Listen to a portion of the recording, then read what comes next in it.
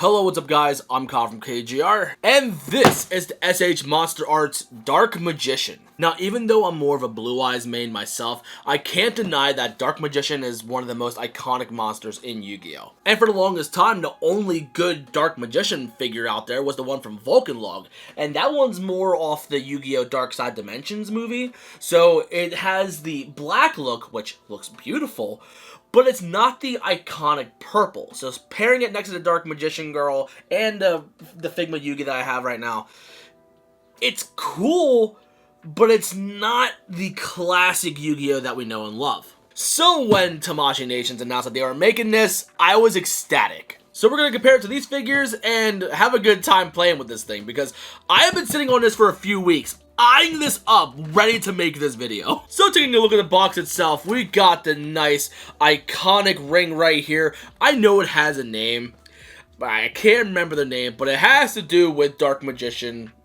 archetype. And then you see him in his classic pose from the regular starter deck Yugi art that you see from the show, and also being able to see the pearlescent paint throughout the figure and even the staff itself. I can't wait to see this in person. This is gonna look sick. Then on the side, you do get one pose, and the other side, you get the same pose. And then the top, you get little, like, glimpse of, like, window in there, so light can come in, so you can see the figure a little bit better. And then you can see the Monsterarts logo, and then the bottom, you see him doing what looks like he's gonna be doing a dark magic attack, judging by his shouting, as well as the hair being outside of his outfit. But then when you look at the back, you get a glimpse of Dark Magician peeking through this nice cracked display, and then you see him in some awesome poses, and you see what all he comes with, where he comes with a little ring, a base, as well as a dark magic attack effect. So without further ado, let's open him up. But while we're here, let me know in the comments what other monsters would you like to see in Yu-Gi-Oh! Because since they made Dark Magician, they have to make Dark Magician Girl eventually. But I want to see other iconic monsters. I want to see Jinzo. I want to see Exodia. Like, I want to see some awesome monsters. And I know Reveltech has also helped fill in that void as well, because they're making a Black Luster Soldier, I believe. So when that comes out, I will be doing a video on that. Even though my Yu-Gi-Oh! Content in particular isn't very popular for some reason, but I love this, and that's all that matters. But let's slide it out. Wow. Now, normally, especially in Figma and Nendoroid, I've noticed they really waste a lot of air and space within a box. This feels great. Like, sure, the ring does take up a good bit, but like, it feels like it does do a good job of showing you what all this comes with, and like, it feels fully like action-packed is the word I can think of. I know it's not the right word, but like, you get a good bang for your buck here, which you better, because I think this goes for like more or less $100. So we're gonna take this out, because we're gonna need this base later. And there are some instructions in here which I'll probably use that as a reference, but for the most part I typically don't need these. But some of these figures are getting a little complicated, and plus I'm in my 30s now, so my boomer age is starting to get in there when, you know, new technology scares me, you know, AI and setting up smart lights. I have no idea how to do that yet. I don't know. Point is, I'm getting old. So let's open this up real quick. Ooh, yeah. I hate it when that happens. If there's like a nice satisfying pull up, like sure, it's a nice snapping feeling when you close it and it feels nice. But when you pull it up and you're not too careful, and it just makes a mess all over the place, it just gets so annoying. And I guess there's multiple different types of open hands. And man, those are some like human looking hands. Like, you can see like the bone structure within the hand. They did a good job of sculpting this. Because I was expecting, you know, like anime-like hands. I didn't expect that much realism out of it. Holy crap. Okay, now that we got the hands back, let's pull out the Dark Magician himself. And of course they have a little thing to, you know, reduce paint transfer, so we're just gonna get rid of that. And here is the Dark Magician himself. Now, looking at it through the package, I didn't expect him to be as, like, thin as he is. I expected him to be like all big and bulky, which I'm happy that he is the size that he is, because he looks fantastic. However, the legs being as thin as they are, it kind of reminds me of the S.H. Figuarts Spider-Man, like Miles Morales, as well as the Gwen Stacy, and those figures were extremely brittle, so I'm praying that this is not going to be the same case. They do look a little thicker, so I'm pretty confident the ball joints are going to be like fine and they're not going to snap on me too easy. And the movement does feel pretty free, like it doesn't feel like there's too much tension in there to make it snap or anything. So like this figure should be fine. We get a nice good amount of shading through the cape parts in the front and the back. And it's so flexible that it's not going to hinder your movement. And it is on like a little like hinge system. So like they connect to each other and they can hold that space too. Interesting. But yeah, looking at the glossy paint in person, this thing looks absolutely gorgeous. I love this. Now, when it comes to swapping faces, that might be a little bit interesting. So let's take a look at the instructions. So we take off his hat, and then we can swap his face and hair. And then the staff does split in half, so you can slide his hand in easily. But warning, it's delicate, and it has to match the mounting shape, so it's not just going to be a rod. And they also worry about paint transfer, of course. Well, that's a little scary, but I like this. So we're gonna set him up. We're gonna make him look pretty. If I'm gonna pair it with my Dark Magician girl, I am gonna have him be right-handed. So let's do the hand first. So we're gonna take off this, and then we're gonna snap that in place. Then we're gonna take our staff right here, and I guess this just pops out. There we go. So it is like a semicircle that you gotta line it up with. So we'll slide that there. There we go. And look at him with his staff. Doesn't he look sick? Man, I love that. And seeing this has me even more excited for the S.H. Figuarts Yugi when that comes out. Like, don't get me wrong, I'm a huge fan of the Figma, and that one's probably gonna be my favorite for always, but like, this just looks so good. Because there were classic Dark Magician figures in the past, but those were vintage. They're from over 20 years ago. And now we have one with such high standards and high articulation and great paint quality. This is magnificent. I love this. I was very curious on how they were going to handle the knees because of the little swirl right there. But they have the swirl right on the kneecap and it doesn't hinder anything. It looks good. Like, this is phenomenal. How am I gonna do a Yu-Gi-Oh unboxing without comparing it to the art? Hold on. I'm gonna move this aside. We're gonna move this over here for now, because we need to bust out our binder real quick, and we gotta pull out a Dark Magician or two. Now, my childhood one from Starter Deck Yugi is actually in a giant frame, which I'll show that right here. I've been wanting to set up that frame for forever, and I was going to do it with the quarter century rarities of those cards. However, the pot of greed is like $200, and as long as I'm financing this chair, I can't afford that. So we're just going to deal with putting those in the frame and showing off the ones that are not holographic. So this one's technically from the Yugi Legendary decks, but you can get a good look on how he looks like throughout the art. And he even got the amount of rings on his legs correct, which good, because I feel like people would riot over that. And I'm happy I got the right hand proper. Like that was actually pretty good. This is such an iconic art. I love this so much. And I'm happy that they make like giant versions of these cards that you can buy too. Which, speaking of, can we replicate this art? It's gonna be tough, but I could probably do it. Which, speaking of, the Dark Magician, as you can tell, does have many different arts. Like, we got the bluer one, we got this ghostly looking one, which these are like kind of like the same color palette. And then we have this red one down here. So if they remade this figure, they reprinted it in a different like palette swap, would you buy the figure again to have it in your favorite Dark Magician color? Because personally, I want to say yes, but my budget and wallet say no. So if I'm gonna do this, I need to swap out the one hand. And it needs to be the one where his fingers are like curling in a little bit. But I can't get over the amount of details within the hands. Like the creases and everything. It looks like a real human hand. They did a good job of these. I feel like that's basic. Like for a human hand for a toy, or a figure I should say. But I don't know. I'm impressed by the little things. But it looks like he has his arm up from the side, though. The hand doesn't go enough to the side to do the proper, like, angle that the rod's at. But this is the best I'm going to be doing to capture that look. And the fact that he could do that, win. Good figure. Fantastic. This is so cool. I can't get over this. Like, this is probably going to be one of those figures that I do plan on playing with a good bit, because it's Dark Magician. He's so sick. Now, the Figma Yugi is one of my favorite figures in my whole collection. So that said, the fact that we're getting a good Dark Magician figure, I kind of want to do a photo shoot of just them being with each other. Like, yes.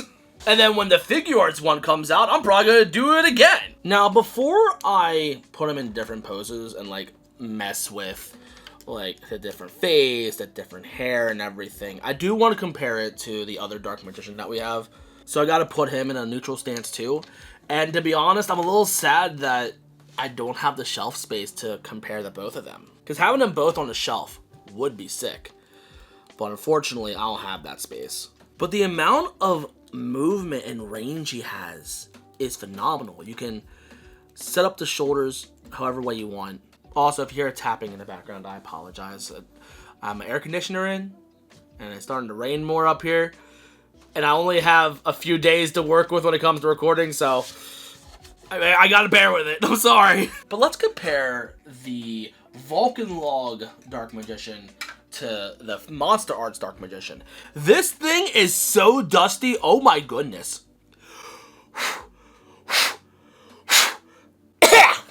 Yeah, this one is very clicky because this is based off like older Revel tech. So some people don't like the clicky joints. Personally, I don't mind it. I think it's like kind of oddly satisfying, and like it just secures that it's gonna stay in a good pose. So I'm not gonna lie, I kind of miss those old clicky joints. And here they are standing next to each other. So the Monsterarts does stand a little bit taller in comparison, but if you put them in dynamic poses, they'll look fairly similar to each other. And personally, I still really like the Vulcan Log one. Like, obviously I'm gonna prefer the Monsterarts because it's the classic one that I know. However, I remember spending a fair amount of money on this one because I got it very late into its life. And I got it during COVID time because I wanted to do some photo shoots during that time off. And I love the style of the Vulcan Log figures as well. So it's going to be sad that I'm going to be essentially retiring this and putting it into the basement until I can make more room. Because I would love to like open up my figure display when it comes to Yu-Gi-Oh and stuff. Because here's a look at my collection right now, and that one top shelf is all the room I have for Yu-Gi-Oh. So it would be nice to essentially have like a bookcase just dedicated to Yu-Gi-Oh. So I have like one shelf for Duelist, like a couple of shelves for monsters, so they're gonna be so big, and then have some stuff for just my cards. Like it's a lot, but I would like to do that one day. But as long as I live in this space, that's not happening yet, but I do want to grab these so when that time does come, I don't have to spend like $200 on a Blue-Eyes like I did during COVID. But now that my tangent's done, we can't just compare it to just that Dark Magician. We do gotta also compare it to the Dark Magician girl. But I do gotta stand her up a little bit, so, you know, for size comparison. But her one leg, this is the one from Figma, she has a dedicated leg where it's just supposed to be bent that high, and I didn't grab that box, so we're just gonna do that.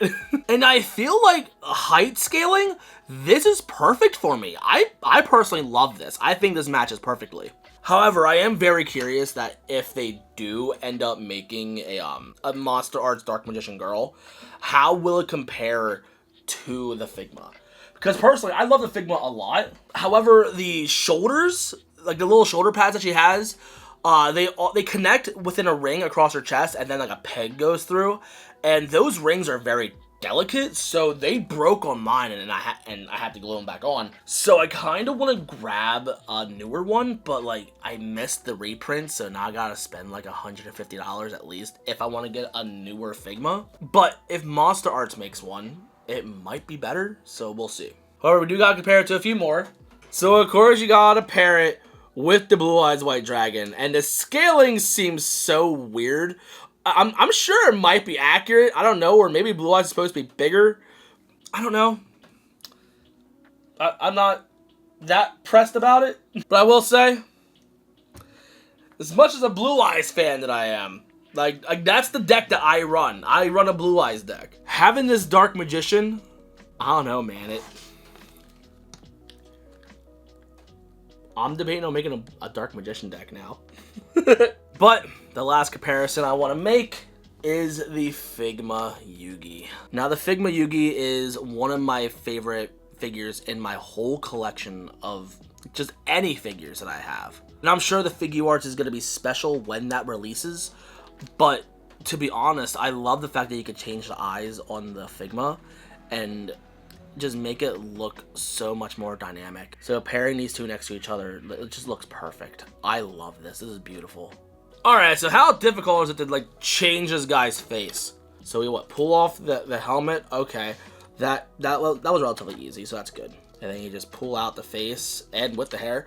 This feels so tiny. Oh goodness. Then we need to put in this face. And that pegs in well. And then we also have this hair right here. So it looks like he's like really pushing himself, whereas he's not very, you know, what's the word I'm looking for? He's not very proper, I guess. Like, he's not uniform. He doesn't have his hair tucked in. No, he's pushing his limits. Then we put that back on, and that's not too difficult to put back in, so that's great. And we're gonna swap out this fist for the other open hand. He has like 3 different sets of open hands, and they all look so different. I love it. And you can turn his head within, so nice. Can you turn the hips at all? Okay, you can do that, I guess. And then getting the shoulder across, it's fairly easy to do that too. And then once you adjust these, you can fix the shoulders to make sure they still look good. However, adjusting the angle of the hand to be the exact way you want it can be a little bit difficult because there's not a whole lot of range to work with that. Alright, we gotta turn the head a little bit more. There we go. But yeah, that looks good. But we gotta bust out the stand. We gotta make him look like he is powerful. Speaking of, I don't think I have the space on my shelf to have the rings set up with this base. I don't think I barely even have enough space for Dark Magician himself on that shelf. Like, goodness gracious. But yeah, we can see how it's printed on one side, but the other side is just blank. Huh. Well, alright. But there is a film across this that you can take off if you want to. But I like to, so let's do that. That wasn't very satisfying. It wasn't a clean rip. Oh well. I'm not good at unboxing things. I apologize. Why you guys watch me is beyond me. Set this up. Wow, the peg and the peg holes do require effort. Goodness gracious. Not a fan of that because it looks like I'm already stressing like the peg hole very much trying to do that, so I feel like it didn't match properly. Yeah, I think only one of these is meant for that because the one arm is so much tinier, and like now that I'm putting this back in, like it's like already worn out. I wish I would have paid attention to that, whoops. But I can't read Japanese, so oops. So then we just put that in there, perfect. Yeah, I definitely can't fit that on the shelf, no way. We're gonna do it from the right side, so we gotta push that through, perfect. And then set up the clamp arm. I can't get the angle right on this so far. But before we set this up, let's take a look at the dark magic attack setup. Because you can see how the inner part is like the sphere inside this is somewhat translucent, but as you can tell from the sound of that, me dropping it like a klutz, you can see that like this is all like rubbery, like this can absorb a hit, so these are not too delicate. So if this accidentally falls off a shelf or something like that or something, it won't completely break. Then we're gonna set up the last peg if we can. This is gonna be a terrible angle. I definitely goofed on setting this up right. I wish there were shorter arms so I could get this closer to Dark Magician, but I guess I could just set it up on the upper side of the ring. There we go. That looks a little bit better for sure. Oh yeah, that looks so much better. But there it is, all set up. That is a great display. I like this. I wish there was a peg hole in the center of the base So you wouldn't have the stand like all the way from the side already, like, so that doesn't look too out of place. But you're already gonna have peg arms all over the place anyway, so like it already is gonna look out of place for the most part. But like taking a look at that, like, I like this. Unless you want to do it from a slightly different angle and like rearrange things a little bit differently. But just going like this, it looks fine. Now, because of the lack of space I have on the shelf, I'm not going to be setting it up this way. And when you got the Figma Dark Magician girl, if you would have pre-ordered it through Good Smile Company, you would have gotten the Dark Magic attack from her as well. Unfortunately, I didn't do that. So I can't have them doing a Dark Magic attack together, although that would look so awesome. But imagine he's doing that while Yugi is standing right there. I love Yu-Gi-Oh! We're going to bring this back a little bit. And that rain is really pushing me. I'm sick of that. But before I do sign off, I want to share a small story. Now, I've loved Yu-Gi-Oh! For a long time. I loved Yu-Gi-Oh! Since, like, elementary school. But for a bit, I didn't want to get into Yu-Gi-Oh! Because when it was fresh and new, you don't know if it's actually going to last or anything like that. You didn't think it was going to be, like, Duel Monsters where, like, it tried but, like, severely failed. But Yu-Gi-Oh! Was starting to get popular. And I didn't want to get into it. But if it wasn't for my grandma who recently passed, as of this recording, I want to say about a month and a half ago. If it wasn't for her, my brother, and myself going to a yard sale, I wouldn't have gone into Yu-Gi-Oh! Because my brother bought a binder of Yu-Gi-Oh! Cards, and that was our exposure. That's how we got into Yu-Gi-Oh! Or at least I did. He thought it was cool for a little bit, got tired of it, and then just gave me the rest of the cards. And now I have some of the most iconic cards in the series. I have multiple sets of Exodia. I have multiple sets of the God cards. I have different variations of Dark Magician and Blue-Eyes White Dragon. And now I have multiple, like, different replicas of, like Duel Disks or the Millennium items. Because for the longest time I was more into Pokemon, but Yu-Gi-Oh! Took over my life. Like, Yu-Gi-Oh! Became my franchise. Like, I got back into Pokemon, but Yu-Gi-Oh! Was the one that, like, stuck with me, you know? So the fact that we finally have really good action figures, whether it be from Figma, or S.H. Monsterarts, or from Reveltech, the fact that we have high-quality action figures of some of the most iconic characters in this series, it's fantastic. And I kind of want to thank my brother as well as my grandma for essentially getting me into this series. And again, I'm always going to be more of a Blue-Eyes main personally, but I can't deny that Dark Magician just looks phenomenal. I love this so much. But I think that's going to be it for this video. So if you're new and you like what you saw, you know what to do. In the description, there's going to be places on where you can order this guy, as well as my link tree if you want to follow me on any social media, especially my Instagram, because if I plan on doing a whole photo shoot for Yu-Gi-Oh! I will be doing it on there. It's just a matter of me making time to do that, because I don't have much time to do that much anymore, but I just gotta get better at time management, and I'll get back into it. But having this figure definitely inspires me to do that again. But this is such a cool piece. I love this. But anyway, thank you for watching. I love you guys to death. And I'll see you on the next one. So peace, peace.